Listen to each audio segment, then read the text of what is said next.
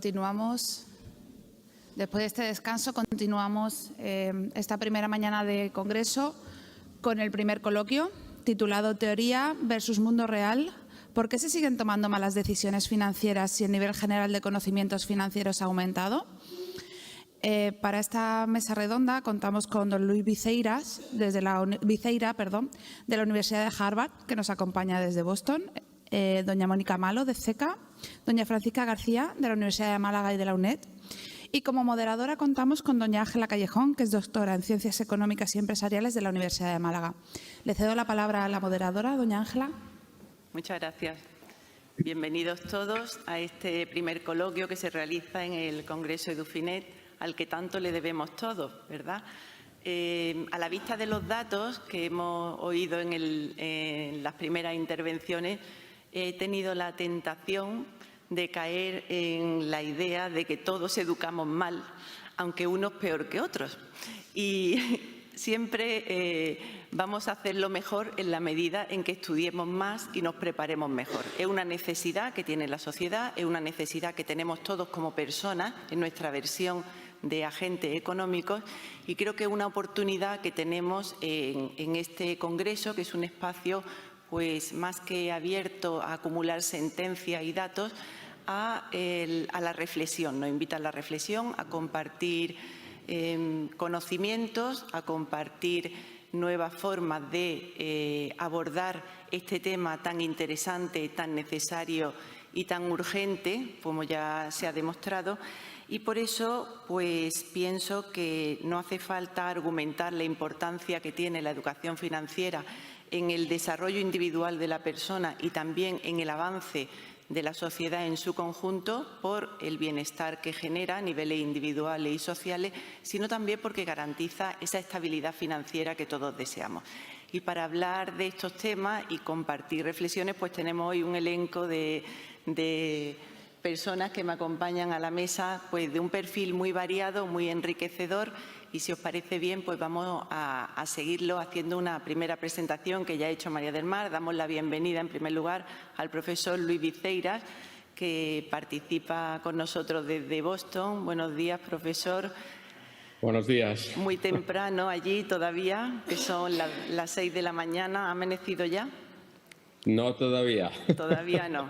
Bueno, pues solo en esto llevamos un poquito de ventaja a Estados Unidos en educación financiera, solo en el tiempo, pero sí tenemos mucho que aprender, sobre todo de una persona que ha dirigido durante muchos años la Business School, la escuela de negocios probablemente más considerada y con más prestigio a nivel mundial. También me acompaña Mónica Malo, representante de CECA, una entidad que ha participado y ha hecho una contribución importantísima en la educación financiera en nuestro país, como ya se ha comentado anteriormente, y de manera especial ella, que ahora lleva temas de responsabilidad, comunicación y sostenibilidad, que tan ligada está al tema de la educación financiera. Bienvenida también, y le saludo a la profesora Francisca García Lopera, que me alegra enormemente que compartamos mesa porque fue profesora mía en su momento, aunque parece más joven que yo, por eso tengo que recalcar que fue ella la profesora. Y sigue tan inquieta y con tanto espíritu de seguir aprendiendo y dando lo mejor de ella misma, como cuando tenía esa juventud también en años. He aprendido mucho de ella y hoy pues voy a seguir aprendiendo en estas materias. Muchas gracias por acompañarnos, Paquita. Si os parece bien, pues podemos comenzar abordando directamente el título de este coloquio, que ha venido a llamarse Teoría versus Mundo Real. ¿Por qué se siguen tomando malas decisiones financieras si el nivel general de conocimiento financiero ha aumentado? En cierta ocasión preparé una presentación sobre el tema ética empresarial, era el título, y cuando se lo dejé a un alumno para que me lo revisara, me dijo: te falta una interrogación. Ética empresarial, esto hay que cuestionárselo, no hay que afirmarlo. Bueno, pues aquí me entran ganas también de ponerle otra interrogación más al título, ¿no? ¿De verdad hemos aumentado el nivel de educación financiera? Y con esto, pues si os parece, hacemos una primera ronda. El profesor Luis Viceira, ¿qué nos puede contar de cómo al otro lado del Atlántico van abordando este tema hoy día, habiendo sido los pioneros, ¿no?, en tomar conciencia de la necesidad de adentrarse en este mundo. Muchas gracias, Ángela. Es un verdadero placer estar aquí, aunque sea muy pronto por la mañana para mí, pero me hubiera gustado poder estar ahí en persona, pero este semestre es mi semestre docente principal y me era imposible desplazarme hasta allí. En Estados Unidos la necesidad de la educación financiera es muy importante porque su sistema de planes de pensiones ha cambiado muchísimo en los últimos 30 años. Es un sistema que tiene un pilar, como en España, de la seguridad social, pero un sistema complementario de planes de pensiones corporativos y privados, en los que tradicionalmente eran planes de pensiones tradicionales, en los que tu empresa tiene un plan de pensiones, te promete una pensión cuando te vas a jubilar y tú no tienes que preocuparte de nada más. Pero esto ha evolucionado muchísimo a planes de pensiones de contribución definida. Entonces el individuo tiene que decidir junto con la empresa qué aportaciones se van a hacer a ese plan, pero es el individuo con el patrocinio de la empresa quien tiene que decidir cómo se invierte sus fondos. No hay una pensión prometida, lo único que tienes cuando te jubilas es los balances que tengas en tu cuenta de plan de pensiones. Y tienes que vivir de esto y de tu pensión de la seguridad social. Entonces, malas decisiones financieras, sobre todo a largo plazo, pueden tener unas implicaciones enormes para el bienestar de la población, porque dependen en qué decisiones han tomado mejores o peores y la evolución de los mercados durante los 30 años o 40 años que van a estar contribuyendo, el tipo de balances que van a tener al final de ese periodo y del que van a tener que vivir junto con la pensión de la seguridad social hasta su fallecimiento. Esto se ha convertido en un tema clave y hay una concienciación de que hay que incrementar el nivel de lo que se llama financial literacy o de educación financiera de la población. Se está intentando desde muchos frentes. En las universidades se enseña, desde luego, hay cursos que suelen ser, de hecho, muy populares. Incluso aquí en Harvard, en el college, en los estudios de licenciatura, hay un par de cursos de educación financiera que son enormemente populares. Aquí en el programa MBA, en el que yo soy profesor en la Escuela de Negocios, en el programa MBA yo enseño un curso que estoy dando ahora precisamente. Es un curso muy popular y que incluye el saber cómo invertir tus recursos personales. Un curso que tiene un elemento muy importante de eso, y también al ser individuos que van a ser ejecutivos en empresas que van a estar patrocinando estos planes y todo esto, educarles también como ejecutivos qué pueden hacer para mejorar la educación financiera de los empleados que van a trabajar para ellos y cómo mejorar estos planes para ayudar a estas personas a tener mejores decisiones financieras. Desde las instituciones también hay un esfuerzo bastante importante. Yo he sido durante casi 10 años gobernador de FINRA. FINRA, F-I-N-R-A, es el regulador de los broker dealers en Estados Unidos. Y ayuda a la Comisión Nacional del Mercado de Valores, la SEC, a regular y a vigilar el funcionamiento de los mercados de capitales. FINRA tiene una fundación muy importante cuyo único objetivo es promover la educación financiera.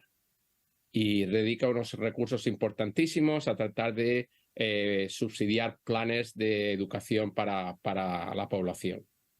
Creo que hay una concienciación de que donde se puede tener mayor impacto, de hecho, en esto es en la educación secundaria. Y hay esfuerzos muy importantes para hacer de esto como una asignatura casi obligatoria de educación secundaria, en la que los estudiantes se familiaricen pues con los elementos básicos, que es un tipo de interés, que es un retorno, que es un plan de pensiones de definición de contribución definida, que es un stock, que es un valor, cómo se diferencia de un bono, cómo se diferencia de invertir en letras a corto plazo, cuáles son los rendimientos esperados, la noción de riesgo, cómo la noción de qué capacidad tienes de asumir riesgo y cuál es la mejor distribución de ese riesgo, cómo hacer si vas a tomar cierto tipo de riesgo, cuál es el que te puede ofrecer el mejor retorno, cuáles son los tipos de cuentas bancarias, cómo se diferencian de otros productos financieros, en fin, hacerles... la idea es hacerles consumidores sofisticados de esos productos. Yo en mi clase siempre doy el ejemplo que la gente cuando va a comprarse un teléfono móvil, un iPhone o lo que vayan a comprar, normalmente investigan el mercado, saben todos los aspectos que van a tener el teléfono. Si se van a comprar otro aparato electrónico, normalmente hacen mucha investigación, pero cuando van a invertir su dinero, ponerlo en el banco, no piensan mucho. Y no se trata tanto de que sepan la ingeniería de cómo construir este tipo de productos, sino que entiendan los aspectos de esos productos y sepan compararlos y sepan elegir mejor. Y esa es la idea de estos tipos de programas de educación financiera aquí. Cómo hacerte un consumidor sofisticado de productos financieros. Desgraciadamente hay una asimetría de información enorme entre los que proveen y venden esos servicios y los que los consumen. Y eso es un aspecto muy importante que quizás podremos hablar más tarde de a qué resultados lleva, que no son siempre buenos. Muchas gracias, muy interesante. Y Mónica, ¿qué nos puede contar? Bueno, pues buenos días a todos y todas. Lo primero, pues agradecer la invitación nuevamente a participar en este Congreso de Edufinet. Es un honor participar en él y la verdad es que siempre pues un gusto acudir a Málaga. Lo siento, Luis, no te quiero dar envidia de más, pero la verdad es que aquí hace un sol radiante y el amanecer esta mañana ha sido espectacular en Málaga. Y además la oportunidad de ver a compañeros que nos han acompañado durante todos estos años en materia de educación financiera. En este panel que habla pues de teoría versus mundo real, ¿qué puedo aportar yo, ¿no? Como representante del 40% del sector bancario español que congrega la Asociación Bancaria CECA? Pues obviamente mucho de la visión de mundo real.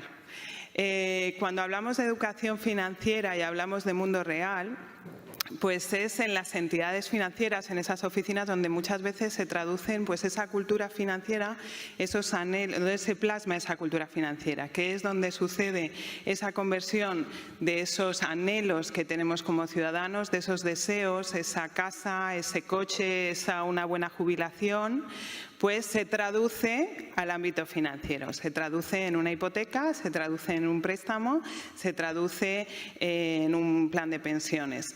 En ese sentido, las entidades bancarias son las primeras interesadas en que se adopten buenas decisiones financieras, en que esa traducción de esos deseos a esa traducción a un producto pues sea lo más eficiente posible y sea pues más correspondiente a las necesidades que tiene. Y en ese sentido, pues las entidades bancarias han hecho y son las primeras interesadas y se han vinculado muy estrechamente a todos los programas de educación financiera. Pero en ese ámbito que hablamos de teoría versus realidad, aquí se ha hablado mucho de cómo ha evolucionado esa práctica académica o, digamos, el estudio de la disciplina de la educación financiera, ¿no? El estudio de los hogares, quizá, pues de cómo es sus comportamientos financieros. Y eso, como hemos visto y como se ha expuesto esta mañana, es relativamente nuevo. O sea, se hablaba esta mañana, ¿no? La OCDE de los estudios, María Eugenia comentaba, ¿no? Los estudios de la OCDE que surgieron pues en el año 2000, en el 2003, 2003, ¿no? Eran 2005, perdón, 2005. Y ahí rápidamente se sumó, por ejemplo, la creación de Edufinet en el año 2007. Pero es cierto que como vemos, esta práctica es relativamente nueva si la comparamos pues, con el estudio de otros agentes financieros como han sido el Estado y las empresas en la teoría económica.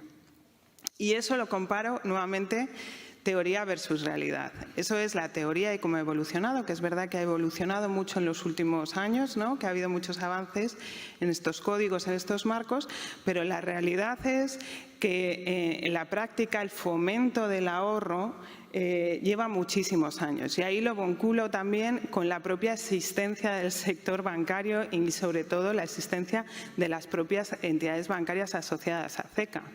las cajas de ahorros, ¿no? Ese fomento lo llevan en sus propios elementos constitutivos y esto estamos hablando pues del siglo XVIII en algunos casos, de cuando surgieron. Su vocación de ser era fomentar el ahorro o garantizar el acceso a temas financieros o a la parte financiera pues a sectores vulnerables que no podían en ese momento acceder a productos financieros.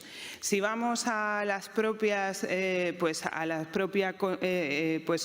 organización CECA, que nació hace ya más de un siglo, pues si vamos a si consultamos sus estatutos, vemos que uno de sus objetivos fue el propio fomento de la educación financiera y de la cultura del ahorro. De manera que cuando vamos teoría versus realidad, aquí vemos que en la realidad pues lleva muchos años realizándose esto y en análisis el estudio pues es relativamente reciente.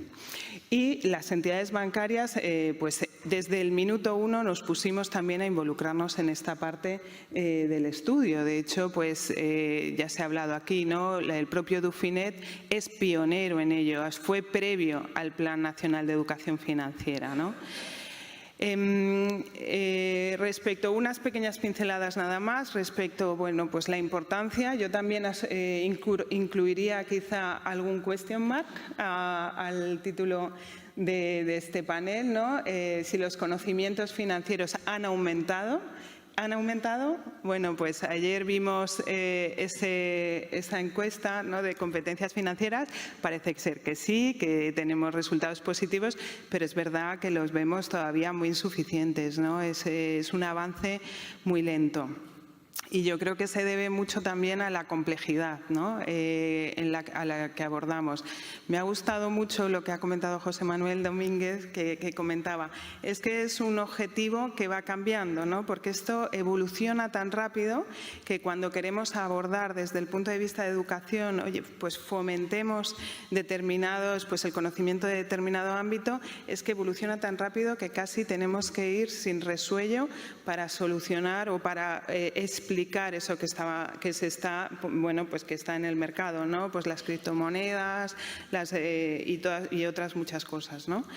Así que bueno, que nos queda mucho camino por hacer. Muchas gracias. Tener conciencia de... ¿Lopera?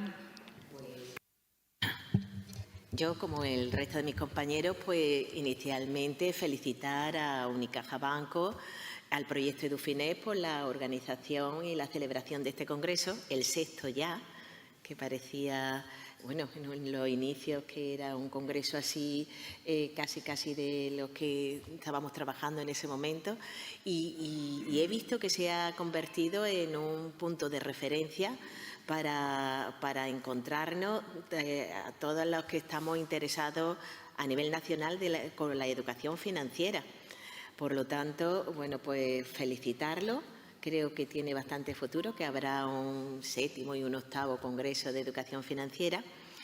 Y por lo demás también pues agradecer que cuente conmigo para la participación de esta mesa, en este entorno que parece que estamos, pues, o creo yo que fue una antigua iglesia, y participar pues con este lujo de compañeros, con vosotros dos. Vamos a ver, yo como desde la perspectiva de lo que estamos trabajando en la universidad, que la universidad además tengo que poner de manifiesto que trabaja pues codo con el proyecto Edufinet. Entonces, ¿cómo hemos visto esta pregunta, este título de nuestra mesa? Pues como ha comenzado en el acto de bienvenida al Congreso el director del proyecto, desde hace ya 2 décadas que apareció el término, el concepto de educación financiera, que respondió precisamente a esa situación de crisis y porque nos dimos cuenta, sobre todo las autoridades del momento, del insuficiente grado de conocimiento que tenía la población acerca de cuestiones económicas y financieras básicas. Entonces, la educación financiera pasó en ese momento de ser pues un tema prácticamente ignorado a constituir una cuestión de máxima preocupación para la mayoría de todos los organismos nacionales, entidades de países de todo el mundo, y se ponen en marcha pues, una amplia oferta de programas formativos. Programas, por supuesto, que a lo largo de estos 20 años pues, han permitido que muchísimos ciudadanos pues, adquieran conocimientos para entender economía y finanzas que les sirvieran para adoptar las decisiones financieras informadas, que era el objetivo.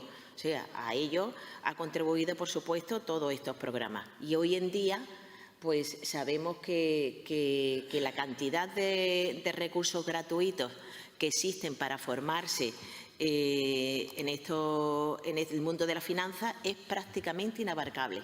Por ese lado, no tenemos excusa.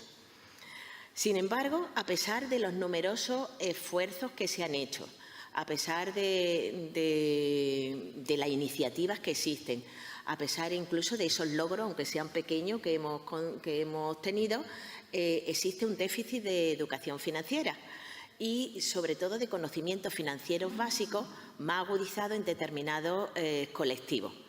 Concretamente, según ya tenemos en los estudios, mujeres, grupos de mayores y jóvenes. Entonces, pensamos, puede ser, ¿por qué, a pesar de toda esta iniciativa, el nivel de conocimiento financiero se siguen tomando también malas decisiones? Puede ser que la educación financiera, estos programas, se hayan limitado en gran medida a la formación en los instrumentos y en las técnicas bancarias y que se haya olvidado pues, de una cultura económica básica, que nos den un concepto general y más amplio de lo que es la economía y que nos sirva de marco de referencia. Puede ser también porque es verdad que los conocimientos financieros se han incrementado muy poco, pero lo que sí es perceptible, creo yo, entre todos, que lo que ha aumentado a nivel de todos los ciudadanos es la preocupación por los temas económicos. No sé yo si, bueno, pues puede ser por la inflación, por la subida de los precios, por la gestión de su ahorro o por parte de la inversión, pero a nivel general ha aumentado esa preocupación por temas económicos, por temas financieros y por temas económicos. Quizá el nivel de conocimiento financiero sea muy poco lo que haya crecido con todas las iniciativas que hemos puesto en marcha, pero sí que ha aumentado ese interés. Y ese interés, aunque es positivo, pero hay que seguir pues, trabajando en estos programas de educación financiera. Con lo que tenemos, pues vamos a incorporar en los programas, en esa nueva educación financiera, pues recursos que incorporen pues, ese concepto de economía en general, que incorporen pues también conceptos de psicología, porque muchas veces los conocimientos financieros nos impiden que se tomen malas decisiones financieras, como antes estaba hablando con la ponente anterior, con María Eugenia. Muchas veces personas con conocimientos financieros, pues no básicos, sino también ya específicos, y se han visto envueltos en grandes estafas. Habría que incorporar en estos programas, en esta renovación de la educación financiera, estos conceptos, recursos que abarcara conceptos de la economía en general, que le diera un marco de referencia, conceptos psicológicos, teoría de comportamiento. Entonces, pues desde esa perspectiva, ya os digo, de la universidad, los programas que estamos haciendo, y en colaboración con el proyecto EduFinet, es lo que a mí me gustaría plantear a lo largo de esta mesa. Muy bien, pues me parece muy interesante y si os parece bien podemos continuar a partir de ahí. Porque es verdad que están proliferando mucho los estudios en materia de...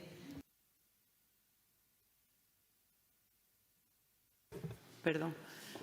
Digo que continuamos por ahí en el sentido de que es verdad que se están haciendo importantes esfuerzos en temas desde el punto de vista académico también, de cómo contribuir mejor a la educación financiera, y se está estudiando cómo la inteligencia emocional tiene un importante papel en todo esto, porque a la hora de tomar decisiones no basta con el conocimiento, hace falta un conocimiento, hace falta una libertad, hace falta pues eso, una objetividad y muchas veces, según el rol que nos toca desempeñar y desde luego en todos los roles, de todas las profesiones, como agentes de consumo, de producción, financieros o desde cualquier ámbito, pues a veces vemos que puede surgir un sesgo conductual, ¿no? Entonces, me gustaría un poco comentar esto con el profesor Viceiras.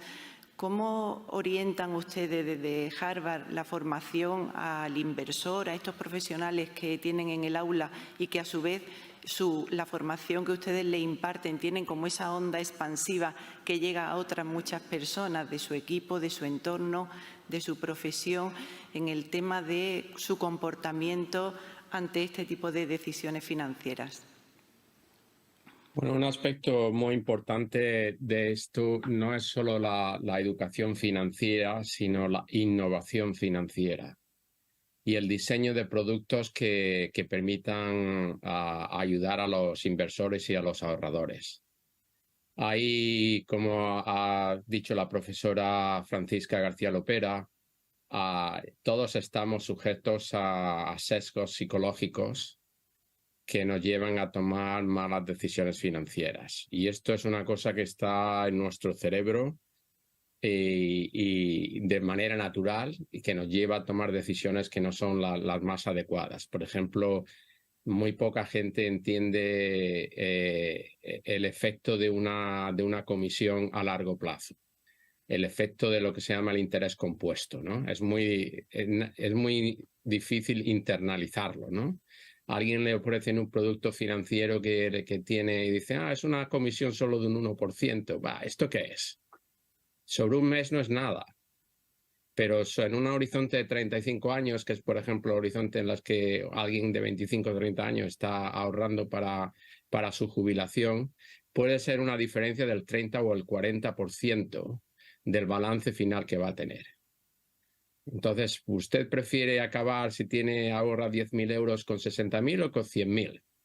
Yo diría que con 100.000, pero ese es el efecto de un 1% de comisión que no se entiende tan fácilmente. Y, por ejemplo, de hecho, Albert Einstein tiene esa frase tan famosa que dijo, ¿cuál es la octava maravilla del mundo? El interés compuesto. Es una cosa que enseñamos a los estudiantes. Claro, este 1%, si uno lo ahorra en menos comisiones o en retorno adicional, hace una diferencia de un 40% a 35, 40 años y no parece tan importante a corto plazo. Entonces, en este sentido, la gente todos tenemos esas limitaciones psicológicas. La educación financiera puede contribuir a que nos hagamos conscientes de esto. Por ejemplo, entender las consecuencias del interés compuesto en el tiempo, la amplificación tan enorme que puede tener. Pero por otro lado, lo que se puede hacer es diseñar productos que ayuden a la gente a que sus propios sesgos psicológicos les hagan menos daño. Entonces, en este sentido, lo que enseñamos, o yo por lo menos enseño en mi curso, es a los estudiantes a analizar un producto financiero y a pensar en innovación financiera desde ese ángulo. Entonces, analizamos productos financieros desde esa perspectiva y miramos, ¿es algo que ayuda al inversor, al ahorrador, a tener una mejor futuro? ¿O es un producto financiero que está diseñado para explotar esos sesgos? Desgraciadamente hay muchísima innovación financiera, hay muchísimos productos financieros que cuando los analizas te das cuenta que están diseñados para explotar esos sesgos y hacer dinero a costa de esos sesgos, en vez de ayudar a esos inversores a limitar el impacto negativo de esos sesgos. Entonces ahí es muy importante entender eso como reguladores, como ejecutivos que van a estar patrocinando planes de pensiones o por ejemplo, bancos con el tema de hipotecas o de los productos de ahorro que ofrecen a sus clientes. Es importante ¿está ese producto que se está ofreciendo ayudando al inversor o está ayudando al patrocinador o a la institución que está emitiendo esto? Por ejemplo, se enseña muy poquísimo en los planes de educación financiera el impacto de las comisiones. Ya he dicho, una comisión de un 1% es un 40% de diferencia. Entonces, este tipo de educación financiera que nos permitan distinguir esas cosas tiene que ser algo que ayude al ahorrador a distinguir entre este tipo de productos, analizarlos y entender si están ayudándole o explotándole en ese sentido, sus sesgos psicológicos. Y también desde el punto de patrocinación, ¿es un producto que ayuda o es un producto que hace justo lo contrario? Si me permite. Yo por complementar, la verdad es que la educación financiera y la cultura financiera nosotros, siempre se ve desde una triple dimensión, ¿no? Que yo siempre digo que donde es el asa de donde coger la educación financiera es el A de awareness, la importancia, bueno, pues de ser conscientes y de tener conocimiento y ser conscientes de la importancia de la educación financiera. La S de los skills, de esos conocimientos necesarios. Tú hacías mucha referencia, Luis, a la importancia del conocimiento del funcionamiento del interés compuesto. Tú, Paqui, comentabas mucho de, oye, ¿por qué no vamos a temas de, de verdad, cultura, de matemática, ¿no? De habilidades y de economía en general y retomar esto? Y luego la A de actitudes, ¿no? Attitudes, que es un poco lo que comentamos de esos sesgos cognitivos, ¿no? La tendencia que tenemos quizá a recibir la recompensa ahora en lugar de esperar y recibir una recompensa mayor. O los sesgos, por ejemplo, de los sesgos positivos, ¿no? Comentaba el director general de FUNCAS esta mañana pues que el 36% de los españoles decía que no se veía con capacidades suficientes para abordar sus relaciones financieras. Pero eso significa que el 64% restante se considera que tiene suficientes conocimientos financieros, cuando luego vemos, según la encuesta de competencias, que, oye, el 64% es demasiado elevado, ¿no? Si lo comparamos con las competencias reales. Y en ese sentido, pues yo creo que tenemos que, como decía bien Paqui, yo creo que hay refuerzo, que tenemos que reforzar los programas de educación financiera pues con esta última parte, ¿no? Para conocer y ser más conscientes con los diferentes sesgos. Y ahí yo creo que desde el propio sector, comentabas tú, Luis, también temas de innovación financiera, ¿no? La digitalización está claro que es una herramienta y se puede usar y tiene las dos caras. La digitalización también puede ayudar a generar sistemas que promuevan este ahorro, ¿no? En las propias entidades bancarias también se piensa en lo que se llaman ahora se habla mucho y una de las tendencias es hablar de los que se denominan NUTS, es decir, los atajos, los caminos para que sin darte cuenta puedas ahorrar. Es decir, por ejemplo, pues con el redondeo de tus compras, y que así eso que te genera pues se pueda ir ahorrando y generando un ahorro determinado. O otro tipo de sistemas, ¿no? Pero está claro que eso también entra dentro, de la libertad del individuo y también de la propia responsabilidad individual, ¿no?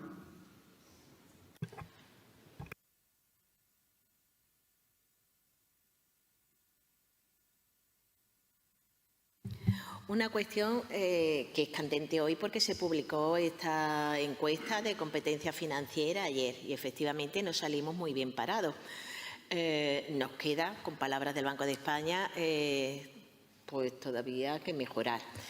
Sin embargo, yo pienso que a lo mejor no son en los conceptos financieros, sino en cómo han preguntado. O sea, yo matizaría esa encuesta. Es verdad que salimos mal parados, pero si se hubieran hecho las preguntas de otra forma, pienso que el problema también está en cómo hacen las preguntas.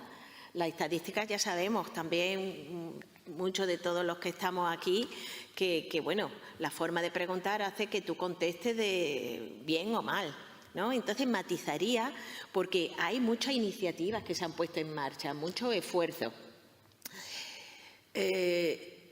No lo sé si el enunciado, que lo podríamos en otro foro pues ver de cómo se ha preguntado el concepto de inflación o el de diversificación de riesgo, pues es comprensible y en qué momento se ha hecho también para todos esos ciudadanos. Visto esto, pues lo que estamos o lo que trabajamos desde la universidad, que ya digo, concretamente la Facultad de Económica, es codo con el proyecto EduFinet, pues nuestro trabajo está destinado a dos grupos, a dos colectivos que los consideramos vulnerables de la educación financiera, que son jóvenes y mayores. Entonces, nos encontramos aquí con una dicotomía muy marcada. Desde la universidad trabajamos con los jóvenes con un curso de extensión universitaria en el que se plantean conocimientos financieros básicos para alumnos de grados de distintas facultades, que no sean de la Facultad de Económica, o sea, a un médico, a un graduado en turismo, a un graduado en Derecho, le interesa estos conocimientos financieros, porque cualquier decisión que se toma en la vida siempre, o la mayoría de las decisiones, tienen un componente económico. Entonces, están muy interesados y trabajamos desde este punto con los jóvenes. Y con los mayores, pues a través del aula de mayores de 55 años de la Universidad de Málaga. Entonces, la percepción que hay en estos dos grupos es muy diferente. Los mayores, pues lo que percibimos es que están interesados por los asuntos económicos, incluso tienen conceptos financieros básicos que le permiten hacer sus operaciones del día a día, pero se encuentran excluidos digitalmente, como ya sabemos, y es un tema candente también en la prensa. Echan de menos la banca tradicional, la relación con el director, con sus cajeros automáticos. Y bueno, son conceptos o situaciones que, si no han desaparecido ya, tienden a desaparecer. Y no se le puede dejar pues abandonado a la mano de Dios. Hay que hacer unos programas de educación financiera que recoja y palie pues la problemática de este colectivo y que le proporcione herramientas también que lo acerque pues a esa formación digital. Por otro lado, tenemos los jóvenes con estos cursos de extensión universitaria que pues son nacidos digitales, conocen muy bien todos los canales digitales, la app, la operatoria de la banca, o sea, la fintech y la banca digital, la conocen divinamente. Sin embargo, sí que vemos que tienen una falta de conocimientos financieros básicos. Así que lo que tratamos de hacer es pues acciones, estrategias que vayan encaminadas hacia estos dos grupos, a estos mayores que hay que darle esa herramienta y no abandonarlo, y a estos jóvenes con estos conocimientos financieros. Desde ahí es de donde estamos trabajando con el proyecto EduFinet y concretamente también con la universidad, con un proyecto Erasmus, que no tiene nada que ver con lo que conocemos de Erasmus, es un proyecto internacional, lo que hemos trabajado, lo que ya casi se está cerrando. Se llama Erasmus Plus, de alfabetización financiera, se denomina FLY por su sigla en inglés, de educación financiera para la inclusión. Está cofinanciado por la Unión Europea y está gestionado desde el Vicerrectorado de Movilidad Internacional de la Universidad de Málaga. Se ha desarrollado por un consorcio que integra 8 organizaciones de 5 países europeos, Bélgica, España, Francia, Italia y Turquía.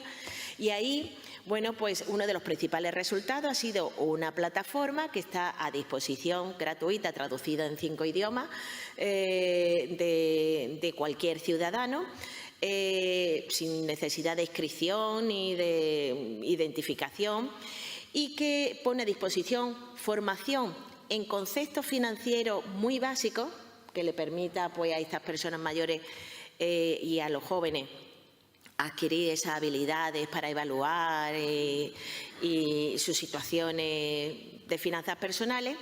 y también una herramienta online para evaluar esos conocimientos financieros.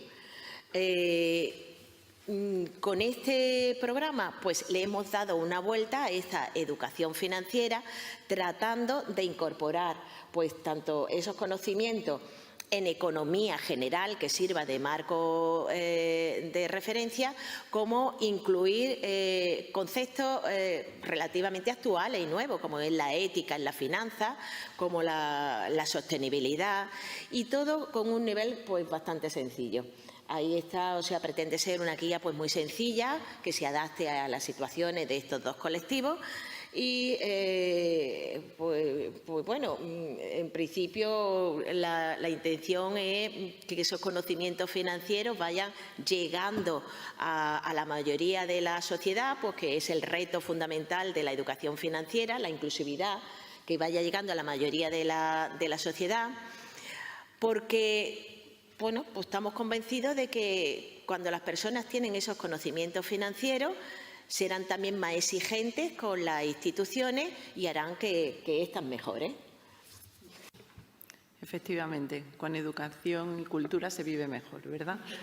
Es verdad que me alegra oír este tipo de iniciativas particulares y concretas que van dirigidas a un sector de la población, porque ya en principio responde a superar esa dificultad que tiene la heterogeneidad social a la que se enfrenta la educación financiera, que muchas veces es lo que dificulta, ¿verdad?, el poder hacer, pues, atender a tanta desigualdad, buscando siempre la inclusión financiera para todos. Por eso me gustaría, además de este obstáculo, digamos, que supone esa diversidad a la que nos enfrentamos, ¿qué otros frenos, obstáculos y también, para terminar en positivo, qué impulsores veis que reconocéis en la educación financiera? ¿Quieres, Luis, comentarnos? Bueno, aquí yo creo que los esfuerzos más importantes están pasando al nivel de lo que Paqui está describiendo en España, que es la educación financiera, al menos para los estudiantes universitarios, es ofrecer estos cursos que la verdad se pueden hacer, y si se hacen bien, un poco en los comentarios, Paqui, que tú hacías del lenguaje que utilizas, ¿no? Hay una especie de lenguaje financiero que es bastante abstracto y bastante que causa rechazo, ¿no? Pero realmente las ideas que hay detrás son ideas que son de sentido común. Entonces, el enfatizar qué es esa idea que hay de sentido común y luego relacionarla con la terminología. Pero si empiezas con la terminología, normalmente lo que generas es rechazo. Entonces, ¿cómo pensamos estos programas para de verdad explicar que detrás de ese lenguaje, de esa terminología que parece una caja negra, como se dice aquí, realmente hay ideas de mucho sentido común, y explicar esas ideas y conectarlas después con la terminología? Entonces, a efectos aquí de educación, a nivel universitario es muy importante ofrecer esto para estudiantes de todo tipo de licenciaturas, no solamente los que están en economía, que ya tienen gusto por hacer eso. Es cómo haces con un estudiante de filosofía y letras, cómo haces con un estudiante, pues, de físicas, que está muy interesado en ciertas cosas, pero esto, ¿no? Y además de eso, yo creo que el esfuerzo aquí se está haciendo es entendiendo que esto en la educación secundaria es donde puedes hacer una gran diferencia.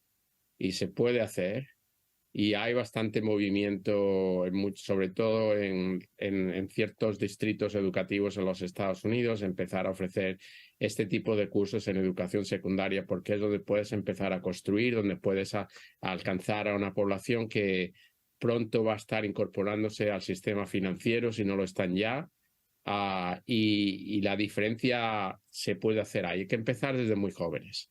Si ya se intenta desde muy tarde, es más problemático. La gente está muy ocupada con el trabajo, no tiene tiempo, no tiene esa motivación para hacerlo, y sin embargo, cuando ya los tienes en el aula, es diferente.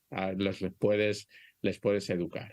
Pero no, creo que también es muy importante hacer mucho énfasis en el diseño de productos financieros que de verdad sean que ayuden a la gente y que sean, por ejemplo, en el tema de comisiones y de costes, realmente lo más bajo posible. Y que, bueno, pues, por ejemplo, esto de que todos enseñamos en nuestras clases lo importante que es hacer lo que se llama rebalancing en inglés, que es el ajuste de tus carteras y todo esto a medida que los precios evolucionan, ¿no? Nadie tiene tiempo de hacer esto ni sabe cómo hacerlo, pero ¿por qué no tenerlos en productos financieros que los tengan ya de esa diversificación y que hagan eso por el cliente, ¿no? Hay ciertas cosas que se pueden hacer de manera automática a un coste bajísimo, ofrecerlas a un coste bajísimo y ya añaden muchísimo valor al ahorrador sin necesidad de que tenga que entender exactamente cómo tiene que hacer eso. Se puede hacer de manera automática. Hablábamos, bueno, decías, ¿qué es lo que tenemos que hacer, ¿no? A ver, yo totalmente de acuerdo con Luis y con cosas que se han dicho aquí ya es el momento de poner de manera obligatoria en el currículum escolar educación financiera. Es que no sé a qué estamos esperando, la verdad. Yo creo, y no quiero quitar mérito a todos los esfuerzos que se han hecho hasta ahora, pero es que yo creo que lo tenemos todos tan claro que hagámoslo ya. Es verdad que hay muchas dificultades burocráticas, pero yo cuando me pregunto por qué hay esas dificultades burocráticas y llevando unos cuantos años ya en el mundo de la educación financiera, también creo que cuando surgió todo este debate de la educación financiera a principios de este siglo, desde el punto de vista pedagógico al principio hubo cierto rechazo. De hecho, intelectuales importantes y pedagogos relevantes rechazaron esta parte porque consideraron que había que poner foco en los skills y consideraban que hablar de educación financiera en definitiva era cierto adoctrinamiento.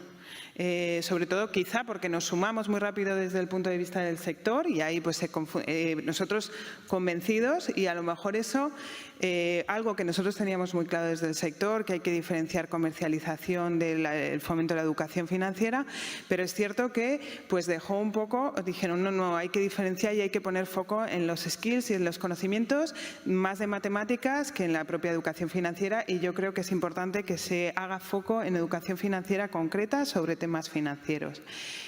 Pero bueno, yo creo que eso es un lastre que ha impedido en los siguientes años que se acoja desde el punto de vista de desde los ministerios de educación o desde los estamentos del ámbito de educación, pues tan claramente algo que todos vemos muy claro. Y luego yo voy a hacer también un poquito de autocrítica a todos los que nos dedicamos al tema de educación financiera en nuestra insistencia en comprobar y ver el impacto. Yo soy totalmente a favor de ver el impacto. Creo que es muy importante para mejorar nuestros programas de educación financiera, pero si tenemos claro que la educación financiera es positiva y que la tenemos que trasladar, pues dejémoslo, lo tenemos claro. Yo no he visto una asignatura, por ejemplo, ética, que luego vayamos a hacer grupos, oye, pero verdaderamente las clases que damos de ética luego hacen que se correspondan a un comportamiento ético de nuestros alumnos, luego cuando crecen verdaderamente tienen una conducta cívica.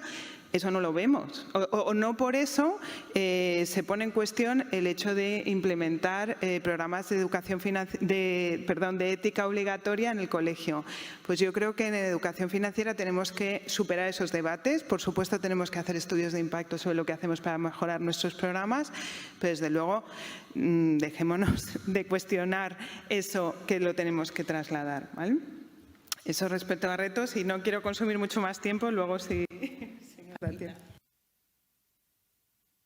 Como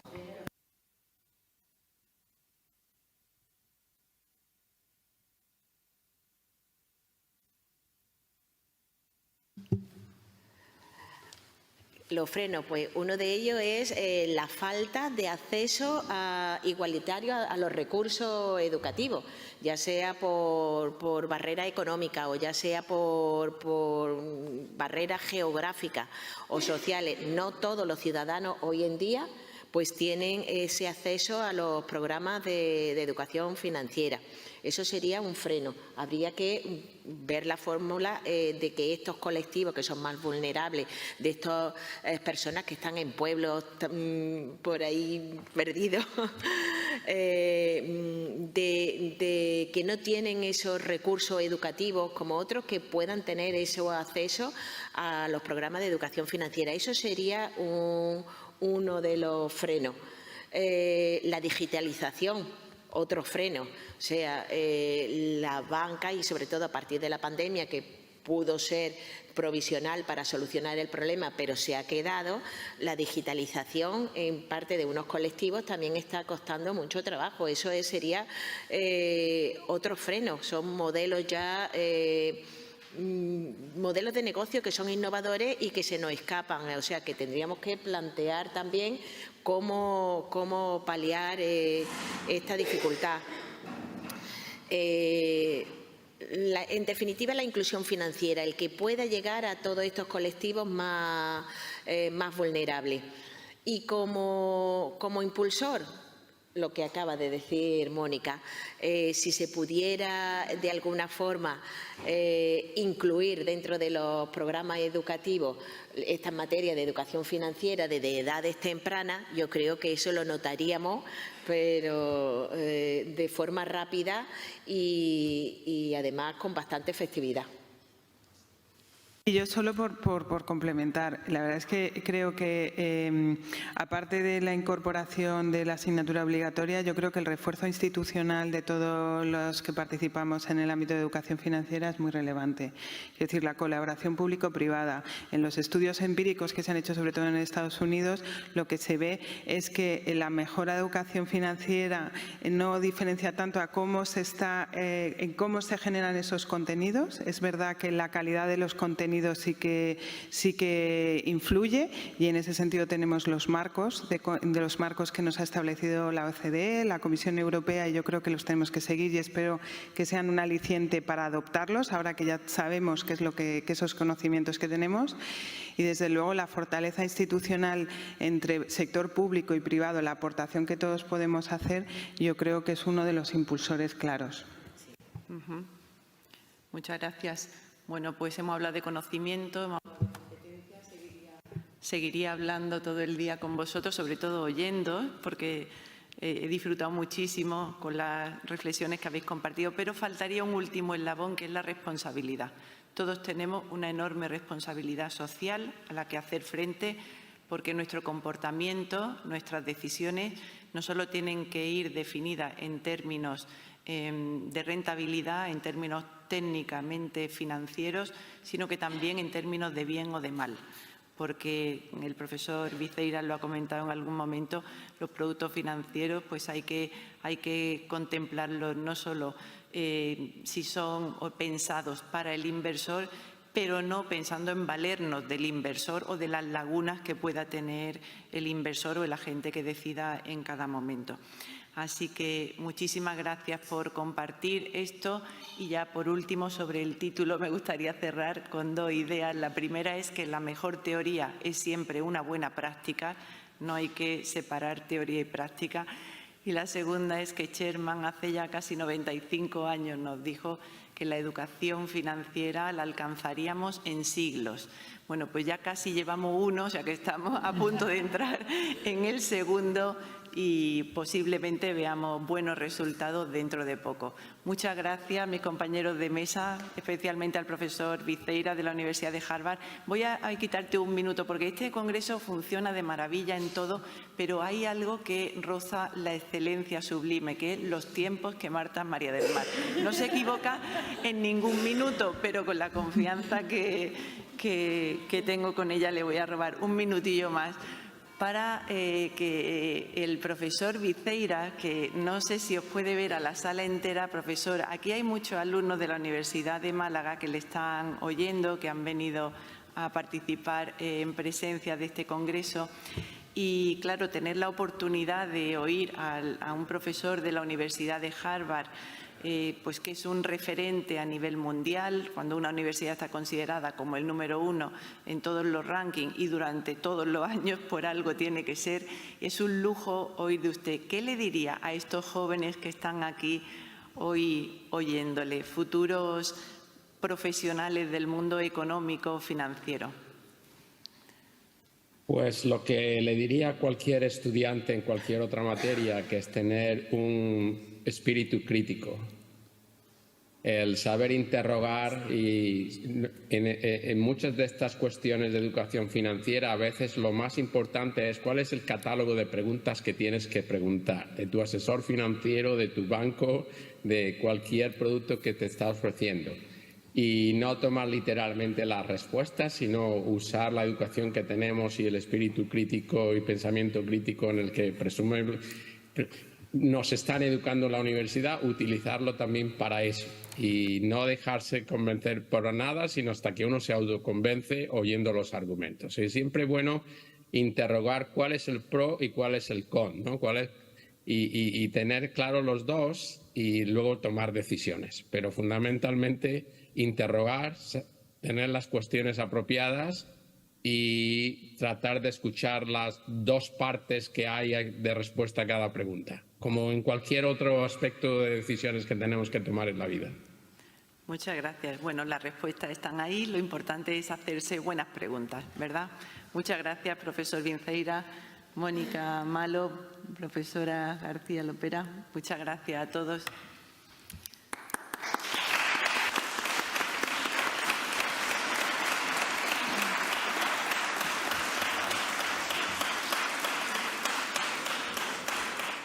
Pues muchísimas gracias. No sé si estaréis de acuerdo conmigo, pero ha sido una mesa muy interesante. Muchísimas gracias a todos por el esfuerzo que habéis realizado para estar aquí hoy con nosotros. Señor Vinceira, muchísimas gracias por su participación. Continuamos en un par de minutos con la tercera ponencia de esta mañana, que es la última de esta jornada.